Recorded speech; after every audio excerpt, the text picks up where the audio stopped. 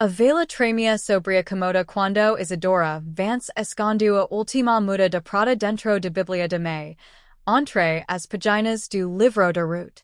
Suas mãos neo tremiam, embora soubesse que aquela seria a última noite sob o teto do tio. Lá fora, o vento arrastava poeira pelas ruas de poeira vermelha, e algum lugar chau latia para a esquerdeo como esse pressentis, o que estava por vir. Fazia 3 anos que Isadora vivia sob o teto de Ezra Vance, desde que a febre levara sus pais único inverno cruel. 3 anos aprendendo a andar silencio pela casa, a antecipar o humor do tio pelo som de sus passos na varanda, a desaparecer quando o Cairo de whisk chegava antes dele pela porta. Ezra neo era homem de gritos constantes, era pior que isso. Era homem de cálculos frios, e ultimamente sus cálculos giravam torno das dívidas de jogo que se acumulavam na mesa do saloon, e da comerciante gordo e viúvo chamado Silas Purnell, que havia oferecido pagar essas dívidas troca de uma noiva jovem. Ninguém poeira vermelha perguntaria por ela. O pastor juntava aos domingos com Ezra e fingia neo ver os hematomas que ela escondia sob as mangas compridas. A mulher do armazém preferia espalhar rumores a oferecer ajuda. Neo havia ninguém a quem requer na própria cidade, e foi por isso que, semanas antes, Isadora abrira o jornal territorial e lira, entre anuncios de terras e gado, uma única linha que parecia escrita para ela. Homem solitário, propriedade nas montanhas, procura mulher capaz para parceria honesta. Sem promessas bonitas. Sem grandes ilusos. Apenas honestidade. Neo havia flores naquelas palavras, nenhuma promessa de aventura ou riqueza como os outros anuncios permitiam, promessas tal largas que neo diziam nada. Este dizia pouco, mas o pouco que dizia era verdadeiro. Ela escrevera de volta com a mesma simplicidade, sabia cozinhar, conservar alimentos, costurar, cuidar das contas de uma casa. Tinha boa saúde. Pedia apenas ser tratada com decência. Neo menciona Ezra. Neo precisava. Qualquer homem que colocasse anúncio de quilos entenderia, nas entrelinhas, o que uma mulher estaria dizendo para trás. A resposta chegou uns dias depois, numa letra firme e cuidadosa, cada palavra pressionada no papel como se o autor passasse cada uma antes de escrevê-la, como esse Rowan Steele. Tinha uma propriedade de prata nas Montanhas Cinzentas. Marcava encontrou no soap de trilha, se ela quisesse ver. Neo permite conforto nem riqueza. Escrevo apenas uma frase que Isadora levaria consigo como talismã. Neo faria sua vida mais difícil do que ela já é. Ela leu aquela carta 4 vezes, escondida no depósito atrás da casa, onde Ezra neo podia ver esse rosto. E naquela noite decidiu que partiria. Na madrugada marcada, Isadora se levanta antes da primeira luz. Vestiu se no escuro, os dedos ages por semanas de prática silenciosa. Levava apenas o que cabia numa truxa pequena, 2 vestidos, a Bíblia de me como muda escondida, dedo de prata que fora da avu, e o único retrato que possuía dos pais, tirado antes de febre levelos. Ezra dormia passado depois das noites de bebida, e a última noite fora, como quase sempre, uma noite de bebida. Ela paisa com cuidado sobre a tabua solta perto da porta, aquela que sempre rangia sob o peso descuidado. O silencio da casa parecia segurar o resperqueo junto com ela. Fecho a porta devagar, sentindo o ferolho cedar sem ruído, e enteo caminho. Neo correr era coisa de mulher pânico, e ela havia decidido, meses atrás, que neo seria, mas essa mulher. Anda com passos firmes e deliberados pelas ruas cinzentas de poeira vermelha, e neo alhupara tras nem uma vez. Na saída da cidade, a carroca da velho tropeiro chamado Higgins esperava, como combinado segredo dias antes, trocado por modas que ela guardara escondidas por meses. Isadora subios sem uma palavra. Higgins estalu a língua para as milas, e a caroca rolo para o norte, rumo as montanhas que se erguiam cinzentas contra o cidade. Chego ao soap de trilha por volta do meio-dia. Rowan Steele já estava lá, esperando ao lado da treno puxado por uma mula robusta. Era maior do que ela imaginara pelas cartas cuidadosas. Homem largo de ombros, como casaco de la escura que já vira muitos invernos passarem por ele. O chapagasto na abia. O rosto todo planicies e quietude, o maxilar como madeira talhada. Olhos escuros e firmes sob sobrancelhas passadas. E ele neo sorria quando a viu. Apenas olho para ela do jeito que, esse olho para algo que esse pretende tratar com cuidado. Senhorita Vance, disse ele. Senhor Steele, respondeu ela. E ele olhou para a truxa msua mau, depois para o rosto dela, demorando esse o suficiente para notar a sombra amarelada que ainda marcava sua mandíbula, vestigio de uma briga com o tio semanas antes. Isadora teve certeza de que ele vira. Mas Rowan não disse nada sobre aquilo.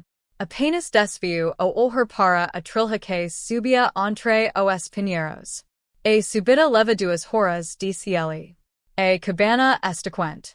Acendiu fogo antes de descer. Foi só isso. Pego a truxa de mão dela sem perguntar e a coloco na parte de trás do treno, e Isadora sentiu algo se ofrecer no peito, algo que estive preso e tenso por tanto tempo que ela quase esquecera que existia.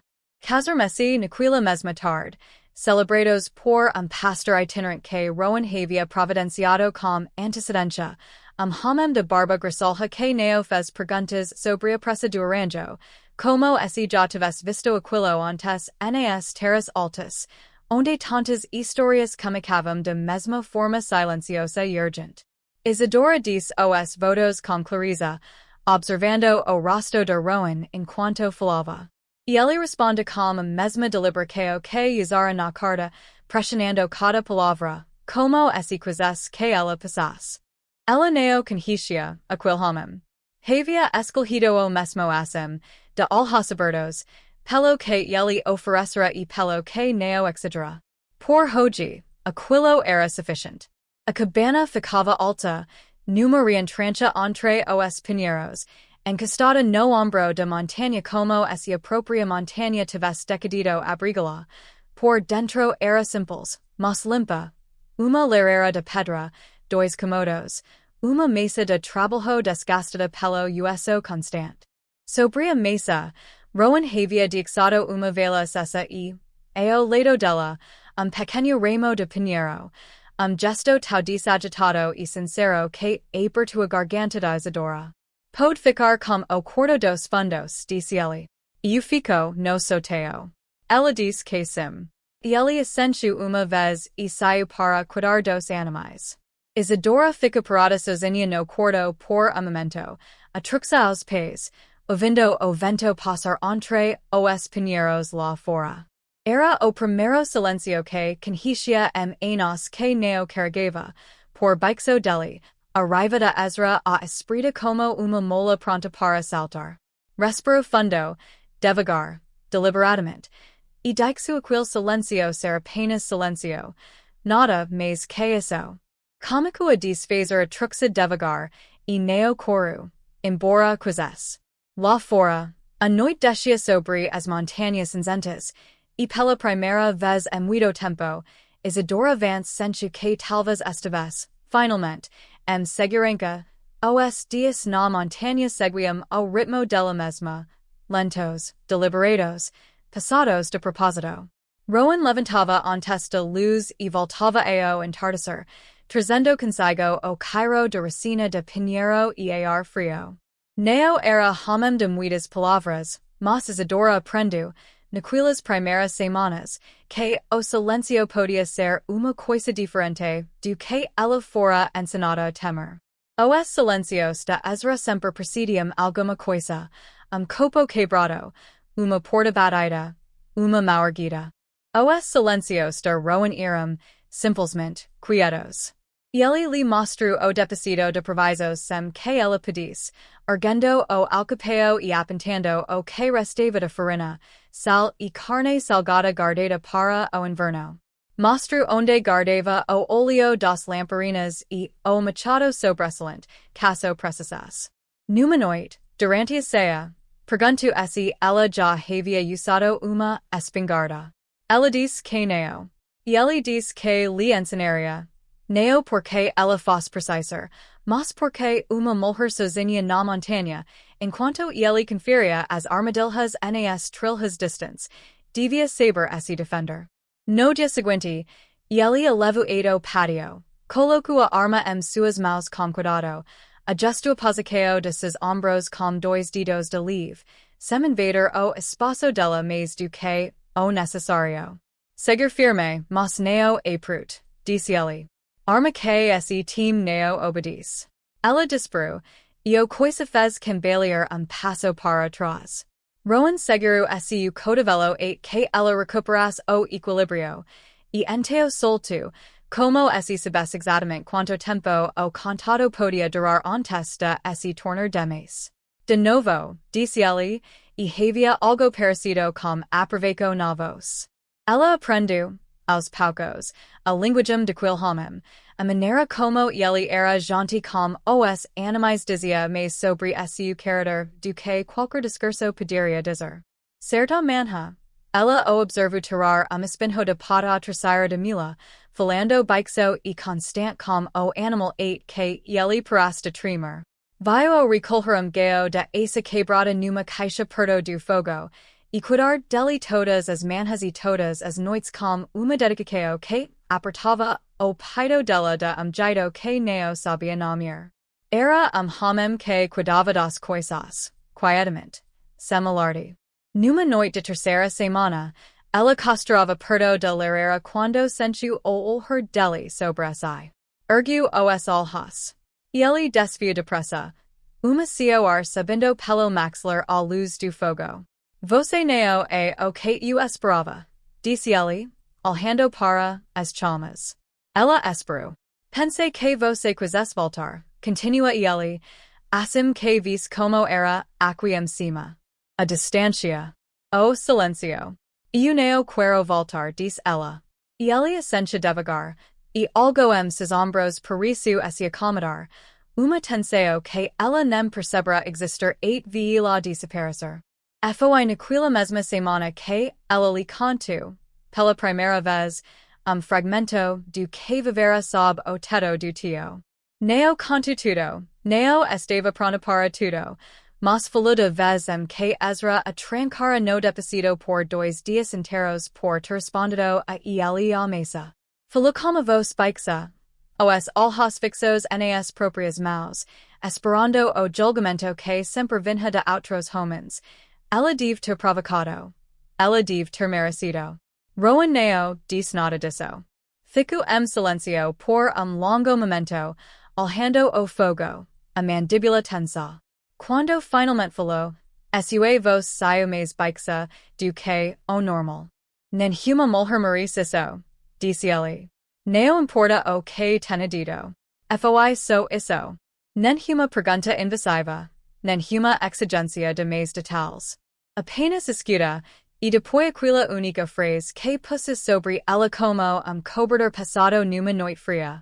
Dias depois, tentando aliviar o peso que ainda parava entre eles desde aquela conversa, Isadora serviu o jantar e observaram provar o guisado com uma careta mal disfarçada. Está ruim? Pergunta ela, já sabendo a resposta. Está corajoso, responde ele, e havia brilho seco nos olhos dele que ela nunca vira antes. Ela riu, de verdade, pela primeira vez desde que chegara à montanha, e o som parece surpreender os dois igualmente. Da próxima vez você cozinha, disse ela. Da próxima vez comemos carne seca, responde ele, e o canto da sua boca se ergueu, com sorriso completo. A neve chegou passada na quinta semana, cobrindo a trilha e isolando a cabana do resto do mundo por 3 dias inteiros. Isadora não se importou.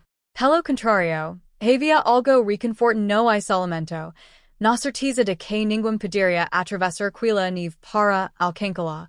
Os dias de tempestade os aproximaram de jeito que os dias comuns não haviam conseguido. Sem as tarefas de fora para ocupar as horas de Rowan, eles se sentavam mais tempo perto do fogo, falando de coisas pequenas, a infância dele nas planícies, a lembrança dela do jardim de May, as histórias que aprendera lendo à luz de vela quando o pai ainda era vivo. Naqueles dias, Isadora começou a sentir a cabana como algo SCU. Pendera o pequeno bordado de May acima de l'herrera, o decido gasto pelas mãos que já não existiam mais. Reorganizou a despensa de jeito que fazia suas mãos se sentir úteis, com propósito. Ela havia esse planeado ali, percebeu, sem nem perceber quando havia começado a fazê-lo, e planteado havia criado raízes. Na segunda noite de tempestade, ela acorda com o som de cavalo na trilho abaixo. Sub, antes mesmo de estar completamente desperta, que era Ezra. Não se pergunta como ele a encontrara. Poeira Vermelha era uma cidade pequena, e Higgins, o tropeiro, tinha língua solta quando pressionado com uma garrafa de whisky. Qualquer poderia ter falado. Ela se ergueu na esquerda e vestiu o zelo sobre os ombros, as mãos, para sua própria surpresa, firmes. Havia sábado, algum lugar sob o calor novo que vinha construindo naquelas semanas, que aquele dia chegaria. Não fugira para a montanha de Rowan para se esconder para sempre. Fugira para se reencontrar, para achar chau que faz su para pisar. Lá fora. Na neve que a fina sob o lor, o som de cascos se aproximava devagar, implacável, e Isadora sentiu o peito se apertar com a certeza fria de que o passado, finalmente, a havia alcançado se with tilde 3, a linha na neve. Rowan já estava de pé quando Isadora saiu do quarto. Vestra o casaco por cima de camisa de dormir e segurava a espingarda encostada no batão de porta, ainda sem erguila. Neo olhou para a arma. Olhou para ela. Você sabe quem é? Pergunta ele, e Neo era pergunta, era confirmação. Meu tio, respondeu ela. E ele esperou. Os olhos firmes sobre ela. E ele bate, disse Isadora. Sempre bato. Neo pretendia dizer aquilo com tanta simplicidade. Surpreendeu-se ao perceber que Neo sentia vergonha nenhuma naquela simplicidade. O rosto de Rowan Neo mudou de expresso, mas as mãos dele, ela notou, ficaram muito quietas. A quietude de homem se controlando com cuidado. Esta é a sua casa, disse ele. Você me diz o que quer que eu faça. Ela olhou para aquele homem grande e silencioso, que lhe dera quarto próprio, que lhe mostrara onde guardava a espingarda, que alimentava pássaro ferido junto ao fogo todas as manhãs. E sentiu a última coisa fria dentro do peito se desfazer por completo. Fique ao meu lado, disse ela. Isso eu posso fazer, responde ele. Abriu a porta. Ezra Vance não era homem alto, mas sempre se fazera parecer mira traves de raiva, do barulho. Subiu os degraus da varanda na neve fina de madrugada cinzenta, o rosto endurecido, a respirao do cavalo soltando vapor atrás dele, e pero quando via Rowan preenchendo o veio da porta. Vim buscar minha sobrinha, disse Ezra. Ela não é sua para buscar, responde Rowan. Ezra olhou além dele e encontrou Isadora parada logo atrás do ombro de Rowan. Isadora, vista o casaco. Vamos para casa. Ela deu passo à frente, e ficar lado a lado com Rowan. Eu estou casa, disse ela. O rosto de Ezra passou por várias emoções ao mesmo tempo, surpresa, depois fúria, depois algo calculista. O que quer que ele tenha te dito? Ele sabe o que precisa saber, disse ela, cortando-o. E você também, Ezra. Eu sou uma mulher casada. Estou nas terras do meu marido. Você neo tem nenhum direito sobre mim. Mantive a vos firme. Era como cravar os pés no chão, como encontrar rocha solida por baixo, de neve funda. Volti para casa, disse ela. Ezra deu passo à frente, subindo mais degrau de varanda. Mauta Rowan disse sobre o batom de porta, gesto de bloqueo quieto, e a ausência absoluta de mica naquele gesto era, pensou Isadora. Mas assustadora, do que qualquer furia poderia ser. Era simplesmente uma parede, imóvel. Ele teria algo a dizer sobre homem que vem à casa de uma mulher, sem ser chamado. Numa tempestade, disse Rowan. Falou como falava tudo. Baixo, medito, certo. Com rico o marital coil, passagem cinzenta. Desca essa trilha e vai encontrá-lo no caminho. Neo sabia esse era verdade. Mas Ezra acreditou. Isadora veio a crenca atravessá-lo, esvaziando-o como o ar frio esvazia fol. E ele a encarou por longo momento final. Ela neo hesitou. Havia passado anos hesitando, e havia terminado começou. E ele esse viru, de su os degraus, montou o cavalo e partiu de volta pela trilha coberta de neve, sem mais uma palavra. Sua silhueta encolhendo entre os pinheiros 8 desaparecer na luz cinzenta de manhã. Isadora fica na varanda 8, o som dos cascos se perde no vento. Enteo soltu longo suspiro, e os ombros desrum do onde estiveram presos por tanto tempo, e ela ficou ali, no ar frio de montanha, sentindo algo que neo conseguia não do imediato. Veio a ela devagar. Era liberdade. Neo a liberdade desesperada e frágil de uma mulher fuga, mas a liberdade sólida e enraizada de uma mulher que finalmente havia defendido seu próprio chão. Rowan ficou ao lado dela. Neo falou. Neo a toku. Apenas fica firme como a montanha as costas dos dois, e dixo que ela tivesse aquele momento inteiro, so para si. Depois de tempo ela disse. Obrigada. Você neo precisa de muito de mim, responde ele. Você defendeu sua própria posição. Eu precisei de você ao meu lado. Ele fica quieto por instante, e então disse, baixo, quais para si mesmo. Vou ficar ao seu lado enquanto você me quiser por perto. Ela se viru para olhá-lo. A luz da montanha comunicava a nascer agora, pálida e limpa, tocando os pinheiros cobertos de neve com brilho pretido. O rosto dele, naquela luz, estava aberto de jeito que ela nunca vira antes, a compostura cuidadosa dixada de lado, algo por baixo dela simples, desprotegido e muito precioso. Ela neo esperava, quando enviara aquela carta com sua última muda de prata, encontrar mais do que segurança. Esperava apenas ser tratada com decência. Encontrar decência, sim. Mas encontrar também algo muito maior.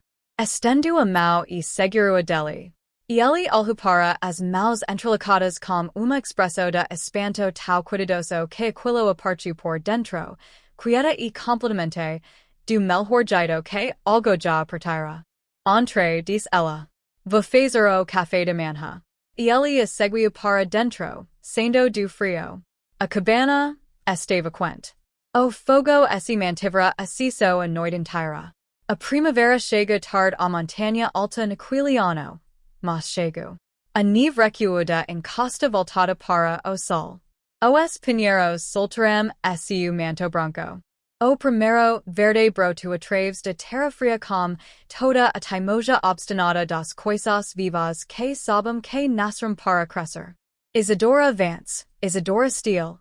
Agora, embora ainda demorasse a dizer o nome em voz alta e já tivesse descoberto que gostava do som dele, do peso e de reais que carregava, fica na varanda no ar limpo do abril e observou fulcao quarter o vento acima da crista da montanha. Ouviu o passo de Rowan atrás dela, sem pressa, familiar como o próprio clima. E ele veio ficar ao lado dela. Olhou para o fulcao. Ela olhou para o fulcao. A mão dele encontrou a dela, do jeito que já havia aprendido a fazer, quieta, sem ceremonia, como esse semper sebes onde deveria estar. Aquila era a vida que ela havia escolhido para si mesma, de alhacibertos, com os proprios pés carregando-a para frente, neo data, neo concedida, mas escolhida.